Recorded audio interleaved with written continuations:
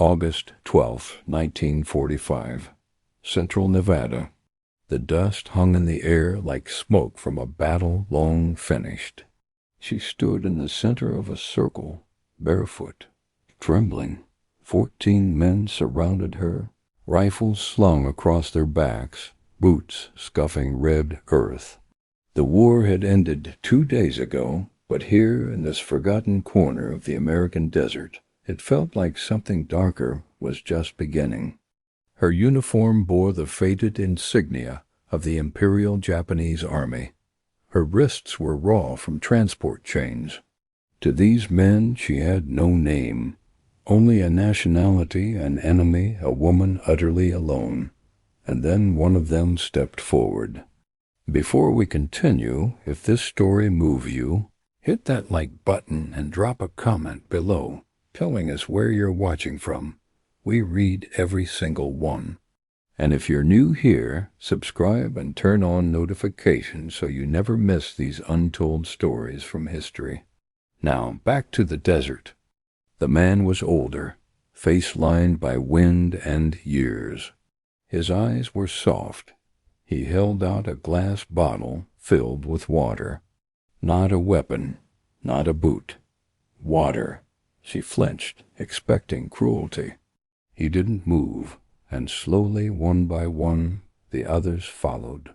A blanket, a biscuit, a quiet word in broken Japanese. Okay? The circle opened. She had prepared for hatred. What she received instead would shatter everything she'd been taught to believe. In that moment, she realized she no longer knew which side she was on, or if sides even mattered anymore. Her name was Akiko Nakamura. Before the dust and chains, before the circle of cowboys, she had been someone else entirely. A girl from Kyoto kneeling before her father as he recited the Bushido code. Death before dishonor. It wasn't just a phrase. It was marrow woven into breath and blood. Her classroom walls were covered with portraits of the emperor, painted like a god. She wore her Red Cross armband with pride and recited her oath every morning at attention. Better to fall by your own hand than be touched by the enemy. In training, they taught her more than medicine. They taught her to fear. Stories passed between the young nurses like prayers. Captured women mutilated American soldiers who laughed while committing unspeakable acts. No one questioned these stories. Fear wasn't irrational. It was righteous. It kept you pure. So when the bombs began falling in Manila and the field hospital collapsed around her, she ran not from death, but from the shame of living through capture. But they caught her anyway. She remembered the mud on her knees, the weight of a boot near her neck, the shouting in a language she didn't understand. She waited for pain, for the stories to become real. Instead, they gave her water. That was the first fracture. From there, her journey twisted through holding stations and guarded trains, barbed wire, and languages she couldn't decode. She slept on straw mats in canvas tents, watched other prisoners cry in silence or scream in their sleep. Some still believed execution was coming any day. She was among them. One woman from Nagasaki tried to claw through a fence on the third night. Her hands bled until they were wrapped in American gauze. The guards were strange, not cruel, not kind, just impossibly indifferent. They handed out food, issued clean socks, wrote things down in neat columns. The procedure itself was disorienting. She was used to chaos, to orders barked through clenched teeth. Here things moved slowly, deliberately, like every step had been practiced 1,000 times. She expected a whip. She received a clipboard. When she was finally loaded onto a ship bound for the mainland, she had already begun to unravel inside. The true disorientation began once she reached American soil. She didn't know where she was, only that the sun was cruel and the wind tasted of salt and dust. The men who met her wore cowboy hats and smelled of tobacco. No one spat on her. No one shouted. They escorted her like cargo, not a prisoner.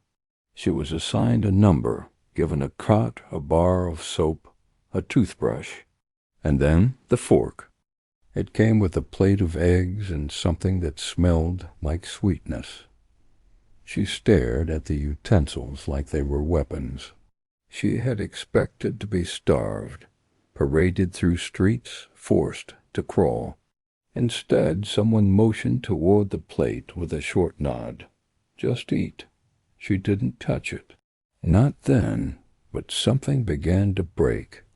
Slowly, quietly, in the corners of her mind, in each bandage applied to her wrist, each shirt handed to her after the sun burned her arms. Each gesture chipped away at the mythology she had been fed since childhood.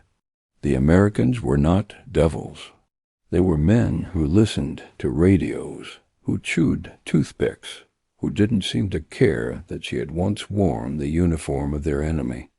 That indifference wrapped in decency felt like a betrayal of everything she had been taught, and yet it drew her in like warmth toward frost-bitten skin. She didn't understand the war anymore, and more terrifying than that, she wasn't sure she ever had. The men didn't understand either, not fully. They were ranch hands and horse breakers, sons of dust and distance, who had been told what to fight for, but not how to live afterward. Some had tried enlisting when the news from Pearl Harbor lit up every bar in the West. Many were turned away, flat feet, bad backs, ailing fathers who needed help on the ranch. Others had gone. Cousins, brothers, best friends from school. Most didn't return. Those who did came back different. One man, Tommy, received letters every few weeks from his older brother who had fought in Okinawa. The last one was short. Fewer than 10 words. I can't sleep. The island won't leave my head. After that, nothing. So no, they weren't saints. They carried scars they didn't talk about. Wounds that looked like long stares into the horizon, or too much time polishing saddles that were already clean. And when she arrived, this quiet woman wrapped in silence, they didn't know what to make of her. She was the face of something they had been taught to fear and hate, but she was also just a girl. Thin, pale, bruised in places you couldn't see. She never raised her voice, never met their eyes. At first they kept their distance. She haunted the bunkhouse like a storm cloud that refused to rain. The space was tight, the air tense. The men took turns sleeping in the barn just to give her room. They whispered about it, not cruelly, but with puzzled care, like ranchers trying to handle an animal they'd never seen before.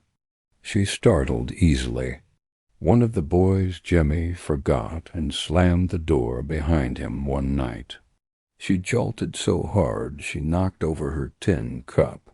He spent the rest of the evening quietly mending the handle with wire and glue, setting it back on her table without a word.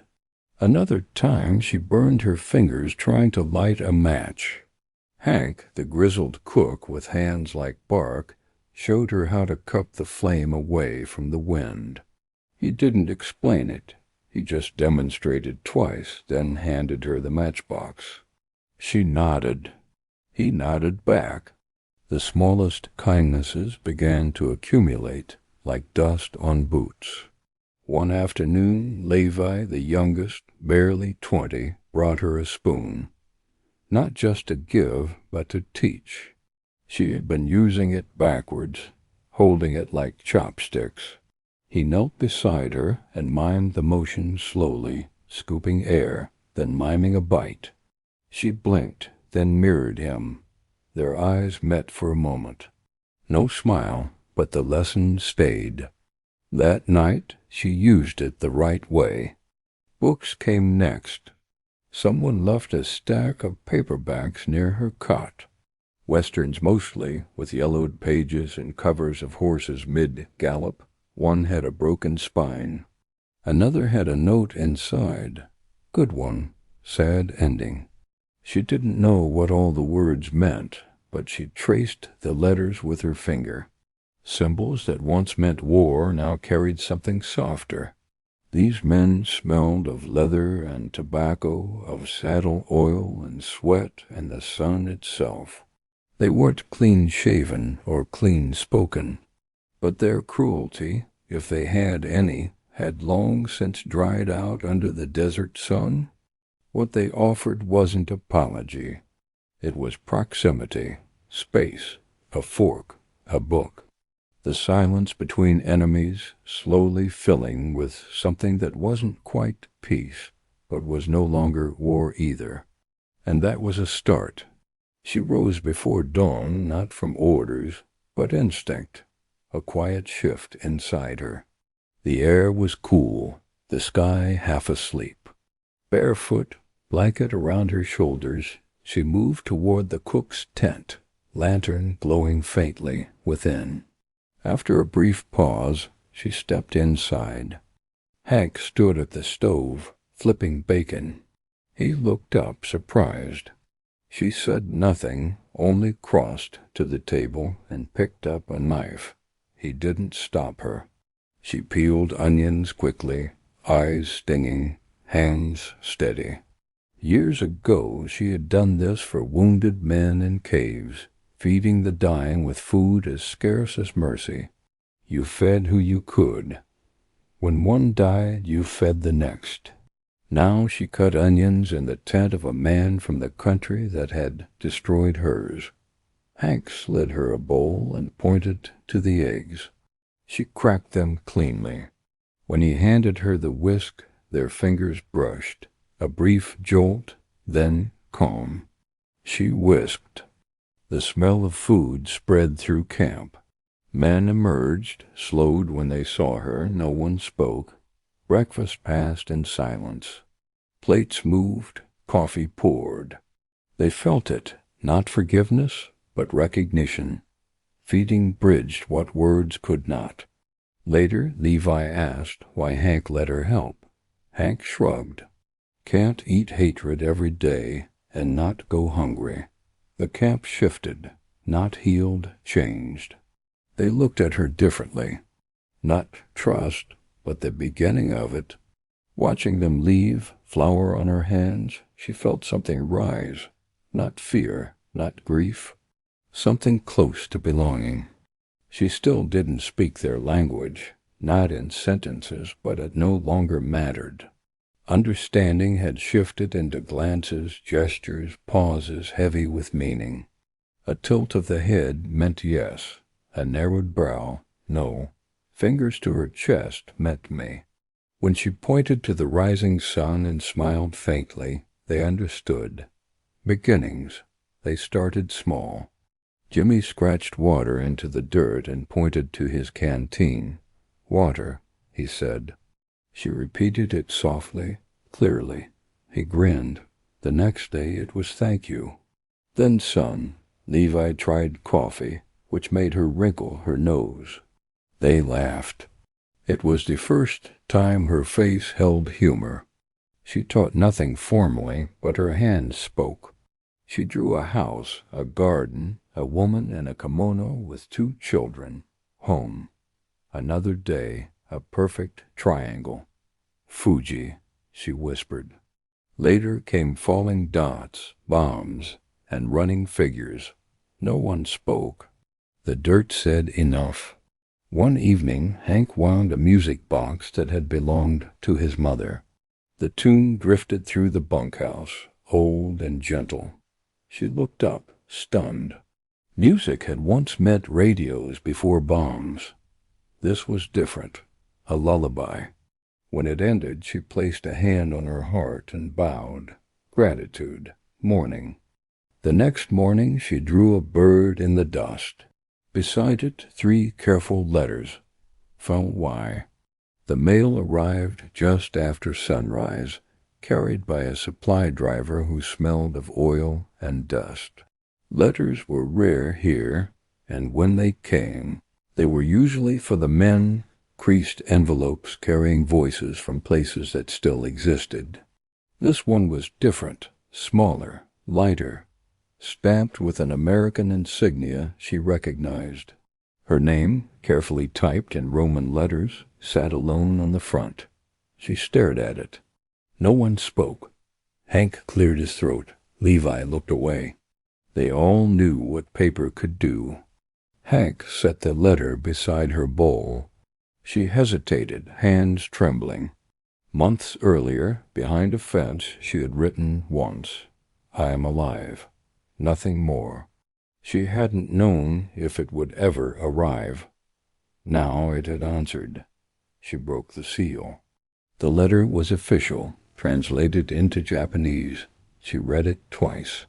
Then her knees gave way, and she collapsed, sobbing deep, shuddering grief that startled the horses and the men alike.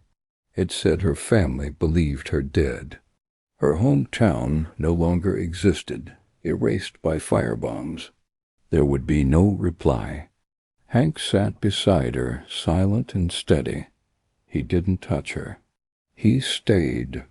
And that night, alone in the bunkhouse, she removed her uniform, folded it carefully, and set it aside. It no longer fit who she was. She lay down in borrowed clothes, breathing steadily. The war felt distant. Home felt gone. But she was still here, and that was enough. It was a Sunday, or close enough. Time blurred in heat and dust, but the men kept old rhythms. Chores finished early, horses brushed, a sagging gait fixed. At dusk, someone opened a scuffed record player.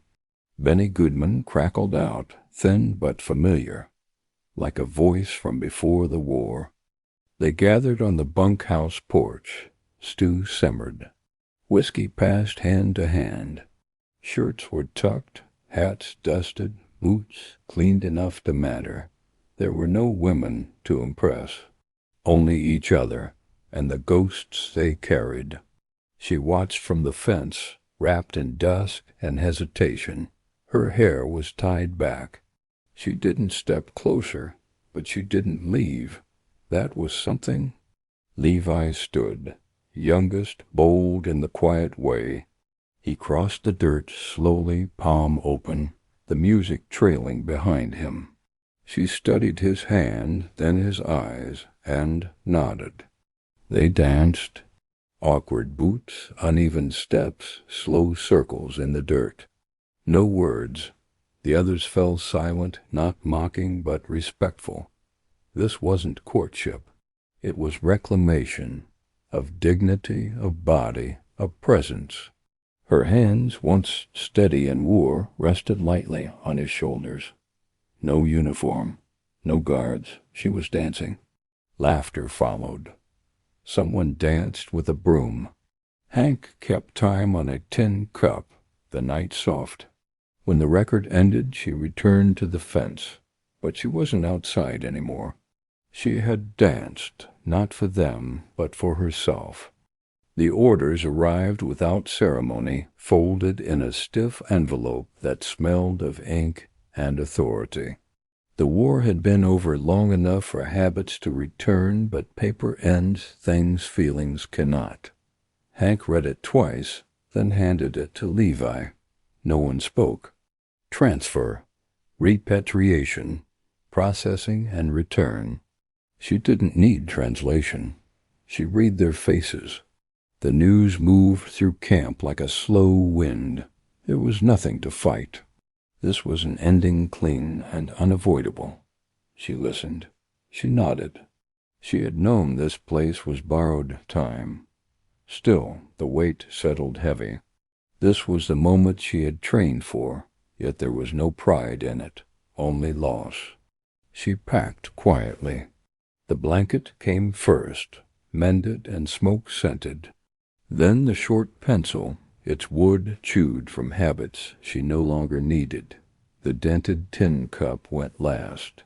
She left the uniform on the cot, the books by the wall, the music box on Hank's shelf.